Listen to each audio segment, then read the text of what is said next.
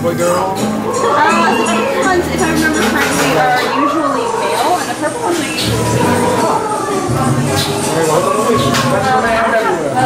So I am not a good judge.